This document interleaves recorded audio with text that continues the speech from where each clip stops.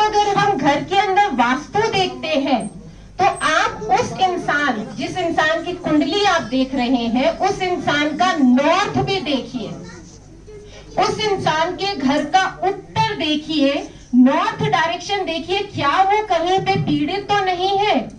क्या वो कहीं पे ऐसा तो नहीं है कि नॉर्थ साइड कहीं पे अपनी भारी हो रही है, या नॉर्थ साइड के अंदर टॉयलेट बना हुआ है, या नॉर्थ साइड में कोई ऐसे वास्तु दोष आ रहे हैं जिसकी वजह से वो उस आजीविका के स्तोत्र को प्राप्त नहीं कर पा रहा है, वो सफल नहीं हो पा रहा है। ये बहुत बड़ी चीज है जो हम कई बार भूल जाते हैं, कई बार हम उस चीज को कोरिलेट नहीं करते हैं, क्योंकि जैसे मैंने बोला ज्योतिष शास्त्र बहुत बड़ा ज्ञान है, बहुत डीप ज्ञान है। इसके अंदर हम जितना जाते जाएंगे उतना हमको कुछ जानने को मिलेगा। आप बोलते हैं जैसे कि किसी की वाणी खराब है, ठीक है, घर में व्यवहार खराब है, किसी का आपस में किसी के तालमेल नहीं बैठता है, तो आप उसको वास्तु से किस तरीके से जोड़ेंगे? आप उसको उसके घर के साउथ ईस्ट डायरेक्शन को देखें, उसके अग्नि कोण को देखें कि क्या वो अग्नि कोण तो नहीं बड़ा हुआ, क्या वो एक्सटेंडेड तो नहीं है, जिस वजह से घर के अंदर वातावरण खराब हो रहा है। हमें दोनों चीजों को कोरिलेट करके रिजल्ट निकालने पड़ेंगे, तभी हम असली रिजल्ट के ऊपर पहुंच पाएंगे। सबसे बड़ी बात यही है। आज घर के अंदर सब कुछ होते हुए भी, संपत्ति इतनी है फिर भी झगड़े हो रहे हैं, जायदाद इतनी है फिर भी बंटवारों का, दो भाई हैं और दो भाइयों के अंदर बंटवारों के वो हो रहे हैं। वो किस तरीके से हो रहे हैं? क्योंकि आप उस क्षेत्र का अग्नि कोण देखिए, उस घर का साउथ ईस्ट देखिए कि कहीं ना कहीं पे वो साउथ ईस्ट तो प्रभावित नहीं है, कहीं को एक्सटेंडेड तो नहीं है, कहीं साउथ ईस्ट में आपके टॉयलेट तो नहीं है। तो ये वास्तु के कुछ स्तोत्र है, कुछ अपने पॉइंट्स है जो हमें ज्योतिष के साथ ऐड करने पड़ेंगे। अब हम बोलते हैं कई बार घर के अंदर पिता की और पुत्र की बनती नहीं है, बहुत कॉमन होता है, और हम ज्योतिष से बता देते हैं कि आपका सूर्य कमजोर है इसलिए आपके पिता और पुत्र की नहीं बन रही है। घर के अंदर देखें, क्या उसका नॉर्थ सही है, क्या उसका उत्तर डायरेक्शन सही है, क्या वो भारी तो नहीं है। मैंने अक्सर ऐसे एग्जाम्पल्स देखे हैं जिसके अंदर नॉर्थ डायरेक्शन भारी होते हुए ही ये सबसे बड़ा कारण आता है कि पिता और पुत्र का 36 का आंकड़ा होता है, पिता एक तरफ और पुत्र एक तरफ, माता की तबीयत खराब है। ये सारे कुंडली के अंदर सब कुछ देख सकते हैं, बस इसे हमें कोरिलेट करने की जरूरत है और हमें अपना दिमाग थोड़ा सा खोलने की जरूरत है, इसको थोड़ा विस्तार करने की जरूरत है। माता की तबीयत हमेशा खराब रहती है। अब माता की तबीयत क्यों खराब रहती है? कोई ना कोई कारण होगा। कुंडली में हम देखते हैं, चंद्रमा देखते हैं, बिल्कुल देखते हैं, चतुर्थ भाव देखते हैं, बिल्कुल देखते हैं। क्या हम उस घर का साउथ ईस्ट कोना देखते हैं? क्या हम अग्नि कोण देखते हैं? अगर आप अग्नि कोण देखेंगे, अगर अग्नि कोण में कोई भी टॉयलेट होगा या अग्नि कोण आपका एक्सटेंडेड होगा तो माता की तबीयत खराब ही रहेगी।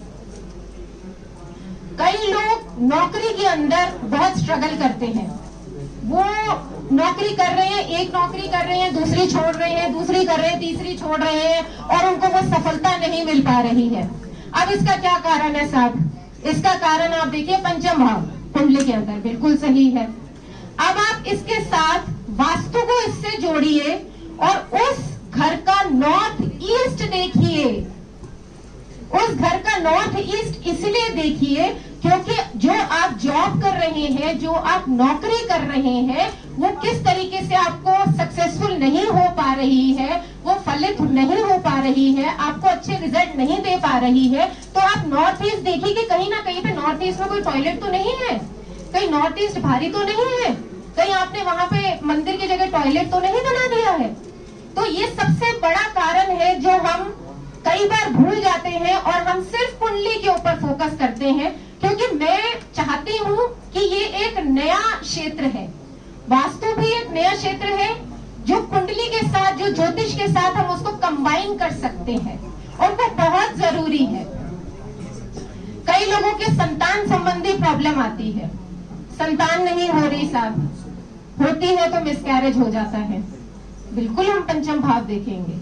और भी चीजें देखेंगे, बृहस्पति भी देखेंगे, लेकिन सबसे जरूरी आप उस घर के वास्तु के अंदर उसका नॉर्थ ईस्ट देखिए, वो बहुत जरूरी है। जहां नॉर्थ ईस्ट सही हुआ वहां सब कुछ सही हो जाएगा, संतान संबंधी कोई दिक्कत नहीं आएगी, और कुंडली भी सही हुई। दोनों चीजों को लेके चलेंगे हम 100% रिजल्ट चाहते हैं। हम 50% या 60% या 70% रिजल्ट नहीं चाहते हैं जो हम लोगों को दें, हम 100% रिजल्ट चाहते हैं जो हम लोगों को दें। तो उसके लिए आपको दोनों को कंबाइन करना पड़ेगा। कुछ लोग बोलते हैं कि हमारे शत्रु बहुत हैं, मेरे बैकपैक करने वाले बहुत हैं, मुझे मेरे पीछे छुरा घूमने वाले बहुत हैं, मैं सबको अपना मित्र मानता हूँ, फिर भी मेरे शत्रु अपने आप बन जाते हैं, क्या करूँ साहब?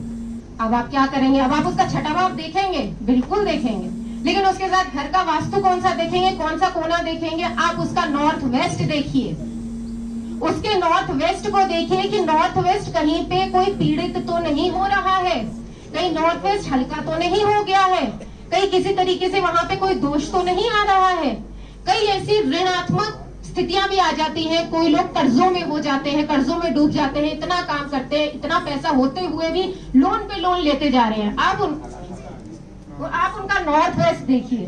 तो मैं यही कहूंगी कि ज्योतिष एक बहुत बड़ा ज्ञान है, लेकिन वास्तु भी एक बहुत बड़ा ज्ञान है, और इन दोनों को अगर हम कंबाइन करके चलेंगे तो हमें बहुत अच्छे रिजल्ट मिलेंगे, और हम 100% एक इंसान को रिजल्ट दे पाएंगे। उन दोनों चीजों को कंबाइन करिए और उसके बाद रिजल्ट देखिए कितना अच्छा रिजल्ट आता है। मैं यही आपसे रिक्वेस्ट करूंगी सबसे। Thank you so much. And कल के गुरु पूर्णिमा के लिए थैंक्स अ लॉट। आप सबका आशीर्वाद बहुत जरूरी है, आप सब गुरुओं का आशीर्वाद बहुत